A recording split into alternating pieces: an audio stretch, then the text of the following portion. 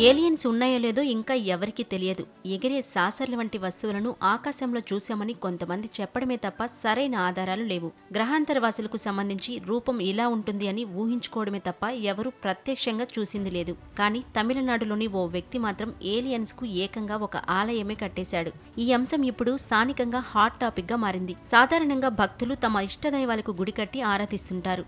ఇటీవల తమ కుటుంబ సభ్యులను కోల్పోయిన వారు కూడా వారిని మరువలేక వారి విగ్రహాలను తయారు చేయించి ఇంటి ఆవరణలో ప్రతిష్ఠించుకుంటున్నారు. అయితే తమిళనాడుకు చెందిన ఓ వ్యక్తి మాత్రం ఏకంగా ఏలియన్ కి గుడి కట్టి నిత్యం ధూపదీప నైవేద్యాలతో పూజలు చేస్తున్నాడు. దీనికి సంబంధించిన వీడియో ప్రస్తుతం నెట్టింట వైరల్ అవుతోంది. వీడియో చూసిన నెటిజన్లు రకరకాలుగా స్పందిస్తున్నారు. తమిళనాడులోని లోకనాథన్ సేలం జిల్లా మల్లమోపంబట్టికి చెందిన రామకౌండనూర్ అనే వ్యక్తి స్థానికంగా టీ షాప్ నడుపుతూ జీవనం సాగిస్తున్నాడు. శివుడి మీద ఉన్న అపార భక్తితో ఆయన తన తోటలో శ్రీ శివ కైలాయ దేవాలయం పేరుతో ఆలయాన్ని నిర్మించడానికి శ్రీకారం చుట్టారు. 2 ఏళ్ల క్రితం ఈ ఆలయ నిర్మాణాన్ని ప్రారంభించి మొదటగా రాహు రూపంలో విష్ణుమూర్తి విగ్రహాన్ని ప్రతిష్ఠించి పూజలు చేయడం మొదలుపెట్టాడు. దీనికి సమీపంలోనే కింది అంతస్తులో శివలింగాన్ని ఏర్పాటు చేశాడు. ఇందులో భాగంగా అండర్ గ్రౌండ్ లో ఉన్న స్థలంలో ధ్యానం కోసం ప్రత్యేక మెడిటేషన్ రూమ్ కూడా ఏర్పాటు చేసుకున్నాడు.